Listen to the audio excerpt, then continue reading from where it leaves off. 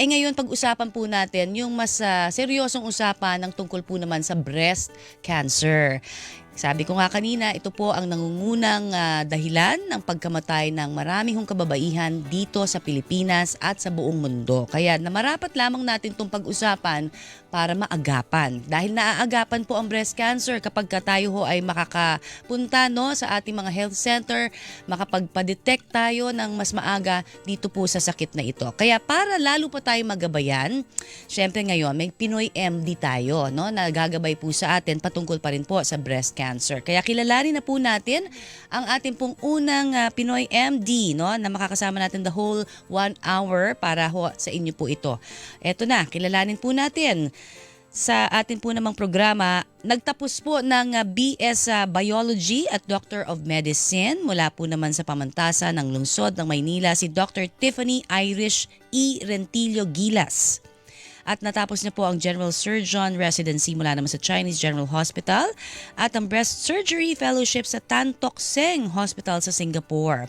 Member at fellow din po si Dr. Rentillo Gilas ng iba't ibang medical associations, kabilang na ang Philippine Breast Cancer Society at American College of Surgeons. Kasalukuyan po siyang chairman ng Department of Surgery ng Divine Grace Medical Center sa General Trias, Cavite. Kaya i-welcome na po natin sa Pinoy MD sa Double B si Dr. Tiffany Irish Rentillo Gilas. Magandang umaga! The doctor is in. Hi, good morning, Ma'am Connie. Yes, Doc Irish na lang ha, ang itatawag ko, pwede? Okay.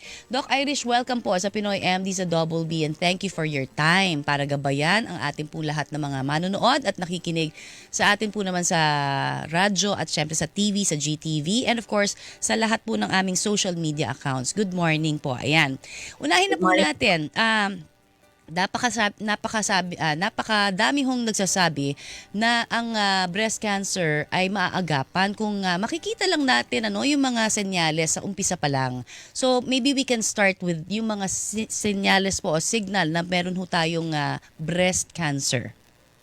Okay, so we can divide this into two, no? Yung mga common symptoms na nakikita natin sa mga patients na nagkaroon ng breast cancer. First would be yung changes in the look and feel of the breast, no? Minsan nagkakaroon ng pamumula dun sa area ng breast, or ang pinaka-common din is magkaroon ng bukol na nakakapa, no? Sometimes there is swelling o makikita natin na pamamaga ng isang side ng breast na hindi naman dapat na magkaroon. Or sometimes, meron din po tayo nakakapang mga bukol sa kilikili para sa mga namamagang lymph nodes. No? Sometimes din po, meron ding orange peel texture doon sa skin ng breast, yung parang balat ng orange na mas pronounced pores and mas thickened yung skin.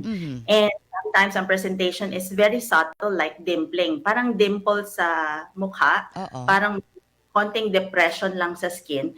Well, it's actually the tumor pulling in the skin, kaya parang may dimple. Sa nipple changes naman po, ang very common na nakikita natin is discharge, no? Pwedeng red, pwedeng brown, kasi dapat actually walang nipple discharge.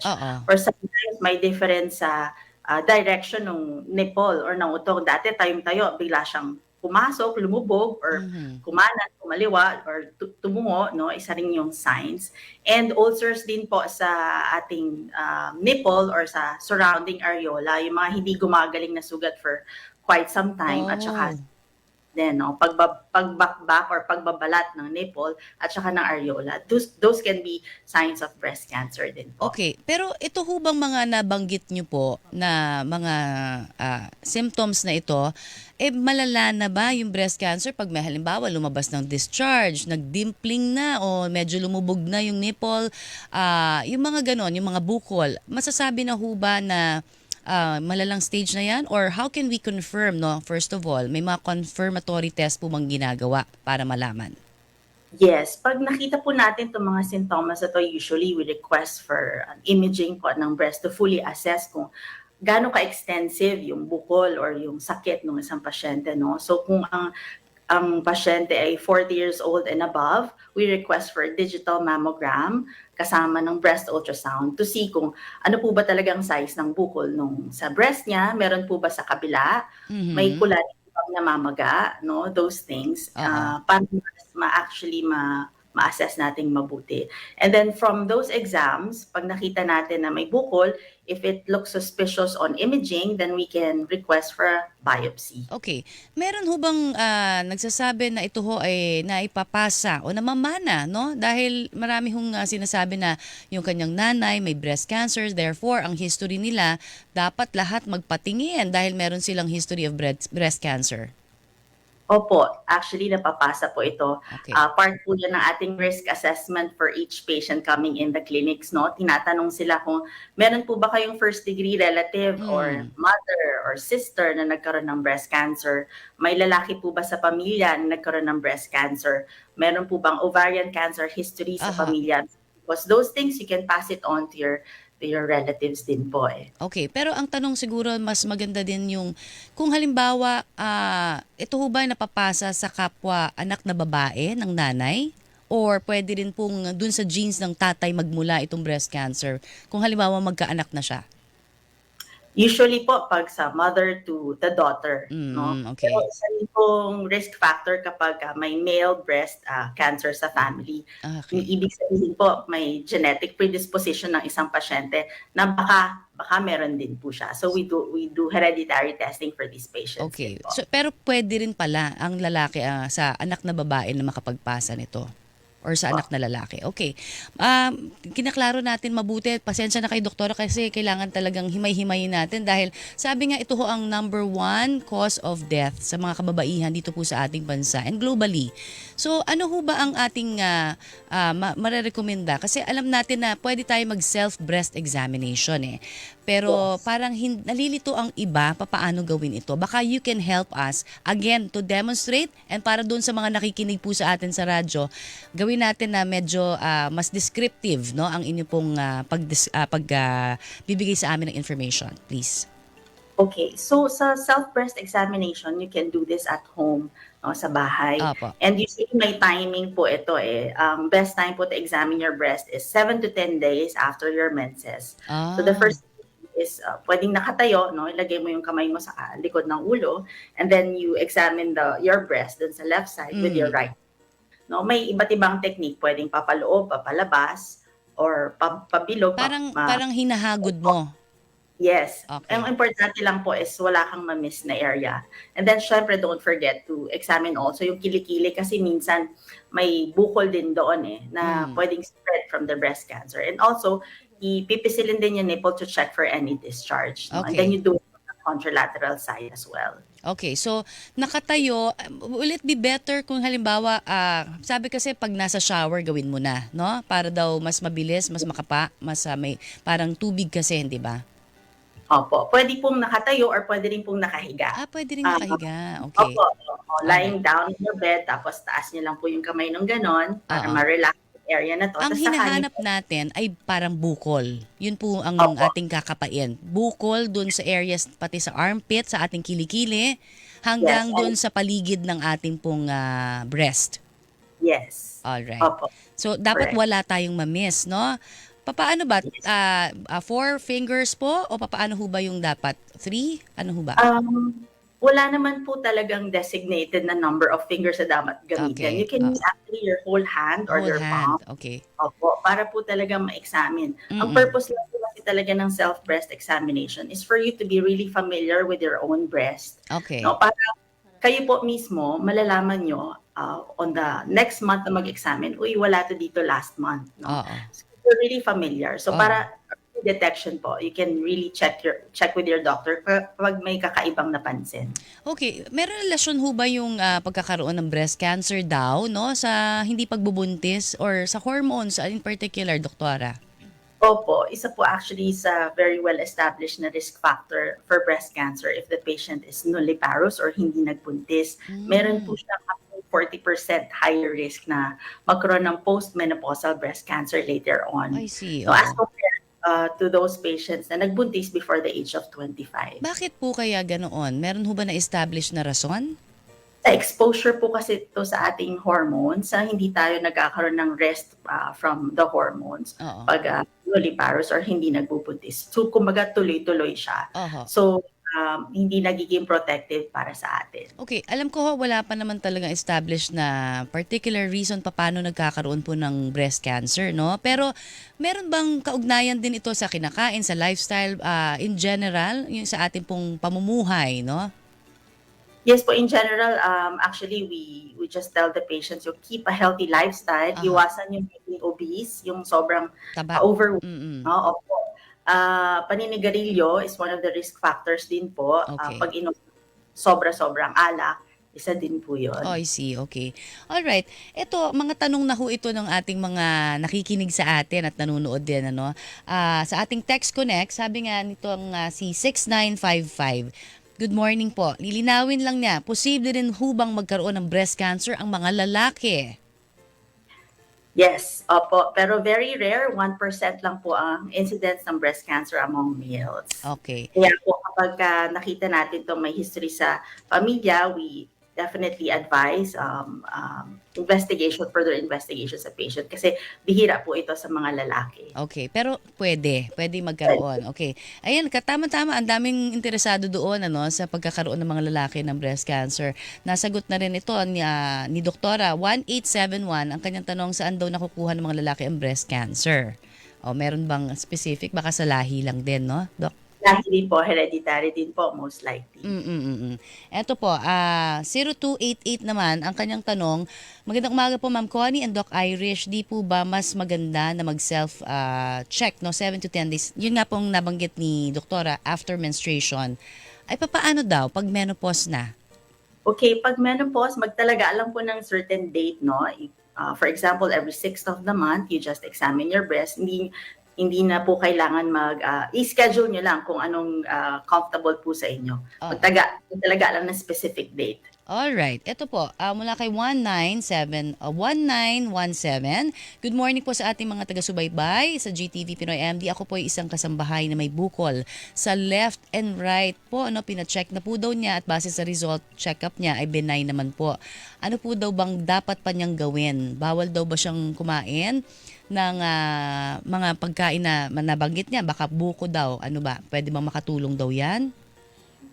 First po is dapat i-monitor yung bukol na nakita sa ultrasound. No? Usually, we request every 6 months po repeat ultrasound para makita, maski looking benign po kasi siya, inoobserbahan at binabantayan pa din. Kasi may mga changes po na nangyayari. Minsan mas lumalaki or nag-iiba yung itsura sa ultrasound.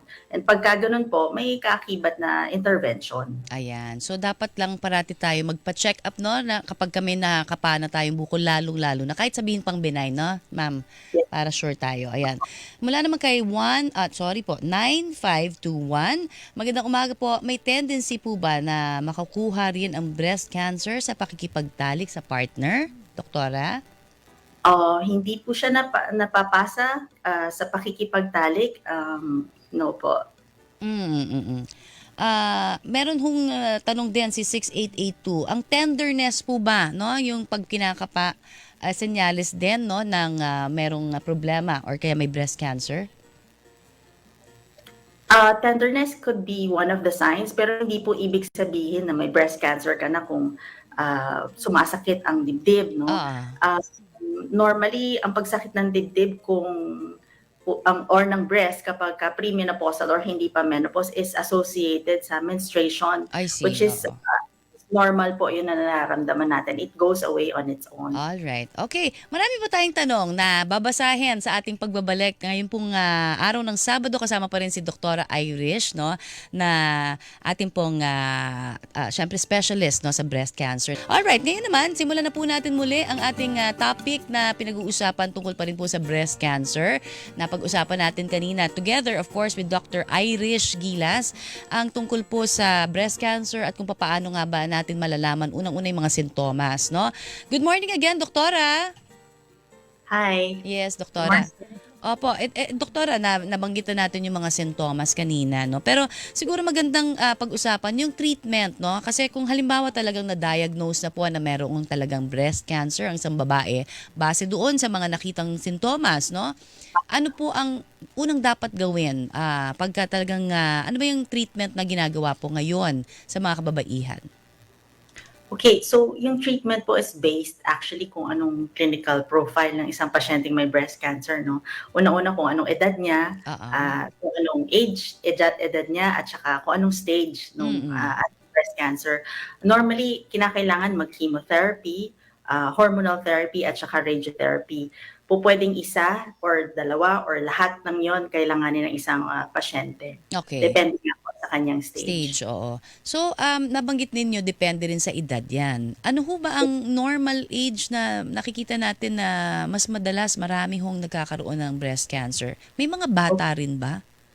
Yes, meron po actually the youngest that we saw is around 23 years old. Okay. Um, an extreme of ages po kasi and the oldest can be as 80s to 90s yung mga Oh, octogenarians and okay. octogenarians. Oo. Opo, but these patients po kasi pag sobrang bata, most likely BRCA gene carrier sila or meron silang genetic mutations, no? Kaya sila nagkakaroon at such an early age. Alright, alright. So sa lahat po ng mga kababaihan nakikinig din, pati na rin yung mga kalalakihan, ano? May mga gagawin ho bang kailangan, ano, to of course be healthier. Sabi nyo nga healthy lifestyle. Pero particularly, sino ho ba yung mga mas prone kasi bukod dun sa may mga genetic factor na sinasabi po natin?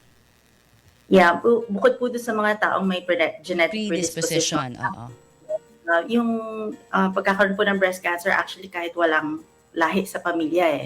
Majority Mm. of patients na we diagnose is wala naman po talagang history sa family. That's why yung iba nagugulat.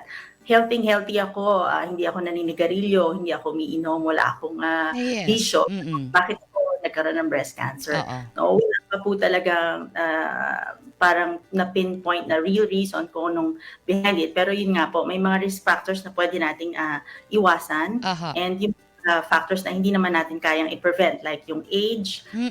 aging, and din yung pagiging babae. Oo nga. So, in effect, no, pagka tungtong mo ba at a certain age, anong age yun na dapat nagpapa-breast exam ka na o test? Okay, ideally po, pag age 25, dapat may formal breast risk assessment ka. Ayan, oo. Pupunta ka sa isang doktor mo, sa surgeon mo, magpapa-risk assessment ka. So if you fall under the moderate, high, or just the normal risk, doon magdedepende kung kailan ka magsa-start ng breast cancer screening. O yun, yung breast cancer screening ba, matanong ko lang ho, baka may idea kayo, may information. Parte din ho ba yung breast cancer screening ng ating PhilHealth? Actually po sa Pilipinas, wala po tayong organisadong health Ayun na nga. screening. Opo, unlike sa mga first world countries na they will really reach out to you and Mm. they will set an appointment for you. Unfortunately, sa atin dito po is majority ng patient natin sa lang natin nakikita pag advanced stage dahil po wala po tayong screening program for breast cancer. Ayan, calling na tayo ha sa Department of Health. Ayan pala, kung ito'y nangungunang dahilan ho ng pagkamatay ng mga kababaihan natin dito sa Pilipinas, dapat siguro gumawa na sila ng hakbang. Yung mga lawmakers natin, hindi ba, doktora, para screening pa Yes. lang, meron na talagang ma-provide na budget kung saan napupunta yung budget tuloy, di ba? Ayan, alright. O sige, ayaw mag-comment ni Doktor. Okay lang. Pero totoo naman yon, di ba? Kailangan doon na lang sa kung saan talaga nangangailangan, di ba? Kasi ito ay hindi Yes. ho biro, di ba? Kailangan talaga natin ng budget para dyan. At least for the screening pa lang. Para maagapan, hindi ba? Alright, ito po, may sinasabi dito, prone ho ba yung mga kababaihan daw na magkaroon ng breast cancer kapag sila ho ay nagpa-breast augmentation o nagpalaki po ng dibdib? Okay, so breast reconstruction po or enhancement, generally hindi po siya risk factor for Okay. developing breast cancer, no? Mm-mm-mm. Subalit meron pong mga pasyente na nagkakaroon ng adverse reaction sa implant na nilagay years after the reconstruction. So these things you need to discuss sa surgeon nyo before Okay. undergoing any procedure. Okay, meron ba daw vaccine ba na po pwedeng makatulong para maiwasan ng breast cancer? Kasi siguro iniuugnay nila, 'di ba, doon sa yung cancer po sa cervical eh. 'Di ba meron na tayong HPV vaccine for that. Pero ang atin pong ang ating breast cancer meron ho ba? Unfortunately, Wala hanggang eh. ngayon wala po tayong Wala. bakuna. Mm-mm. Yes, okay. Pero ito ang magandang tanong pa, no? Kailan ho kailangan na magpa-opera na ang isang pasyente na may breast cancer? Sige, okay. Ang indications natin for surgery for breast cancer would also depend dun sa clinical profile, no? Several factors po is yung stage, yung age ng pasyente, and your tumor biology. Mm-mm. Agresibo po ba yung dumapong breast cancer sa kanya.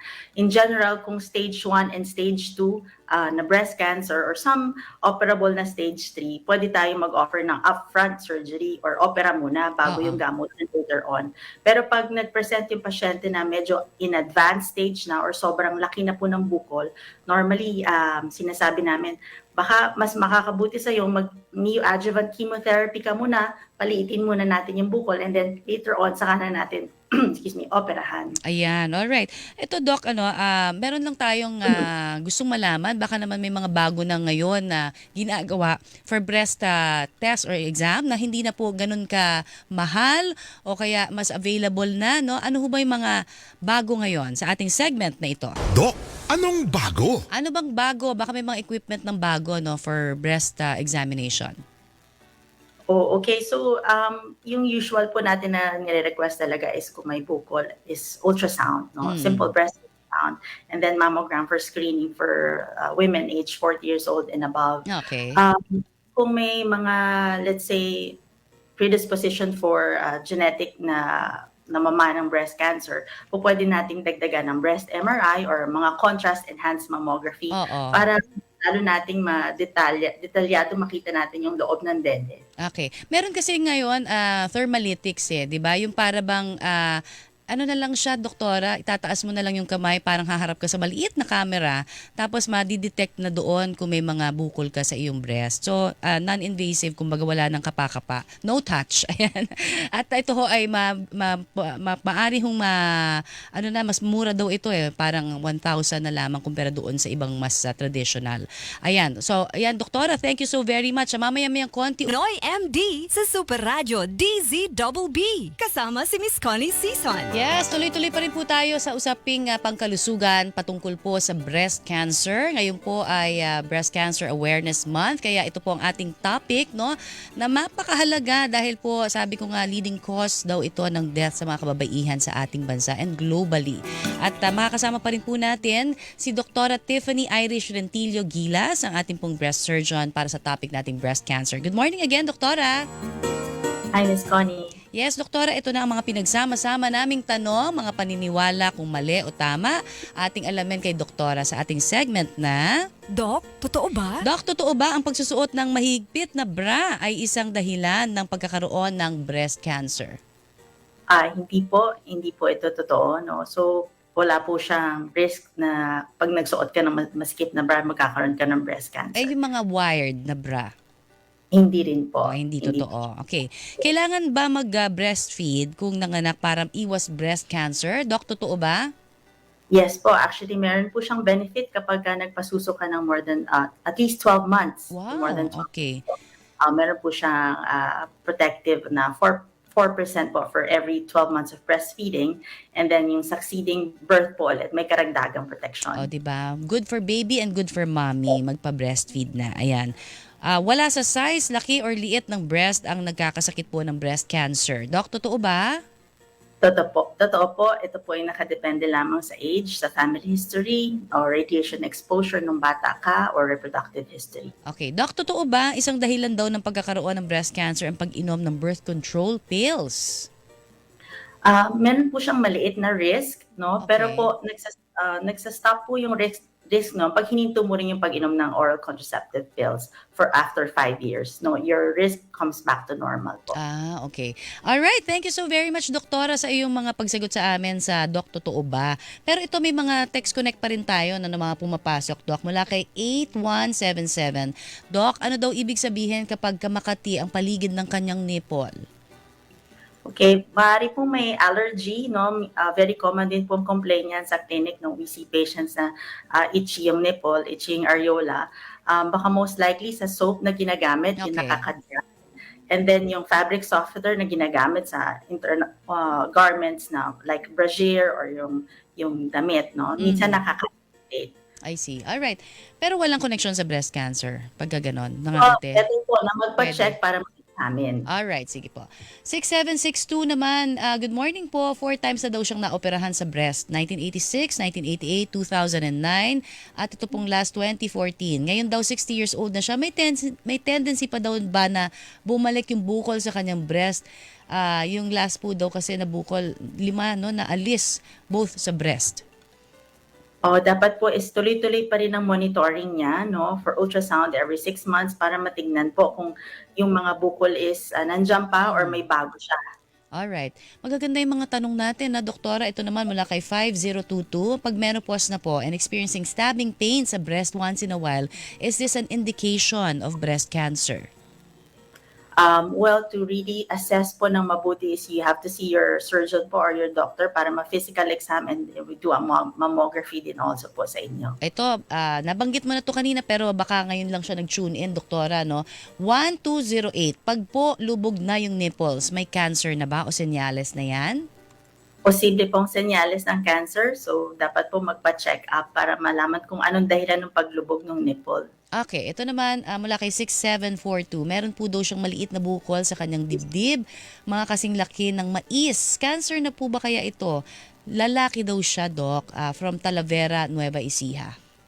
Okay, mas mabuti pong ultrasound din or malaman and magpa-check sa kanyang doktor kasi hindi naman po lahat ng bukol sa dede cancer agad. Okay.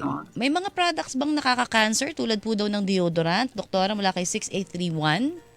Isa po yan sa mga haka-haka, hindi po yan totoo. Okay. Ano daw ang most common site ng bukol pag may breast exam? Saan ba daw? Wala naman pong Specific. pinaka-mas common o specific. No? It can be anywhere sa 4 quadrants po ng ating breast. Alright. Okay, 5450. Good morning po. Ask ko lang po, may breast cancer daw siya, the first in our family since wala pong history ng cancer sa amin. Malaki po ba ang risk na magkaroon din ng mga daughters daw niya? Bakit may cancer daw siya samantalang wala naman sa family history daw nila? Sabi daw ng doktor niya baka sa mga kinakain lang. Is this true, doktora? Sabi ko nga po before, majority ng mga nagkakaroon ng breast cancers, wala naman po talagang lahi no, sa family nila. And yung question niya about po, kung po pwedeng maipasa, yes. So dapat at the age of 25, if yung daughters niya po pwede na magpa-check na po. Mabuti na yung maagap, no? Hindi ba? Para, sabi ko, maging proactive tayo doon. At mula naman kay 9429, hi Connie, ask lang daw niya, if na mastectomy na, kailangan pa daw bang magpa-check ng breasts? The other side, kung nandiyan pa, yes. Basta meron pang breast na. Kung Opo. double mastectomy, ang ibig sabihin nun yung natanggal na ho yung breast, no? Yung dede. Oo. If she's a breast cancer patient, lifetime po ang checking or pagbalik sa inyong doktor for monitoring ng recurrence. Okay. Ito po, tanong lang daw ni 2640, nakaka-breast cancer ba kapag madalas daw na nabubunggo, may mga physical activities, no?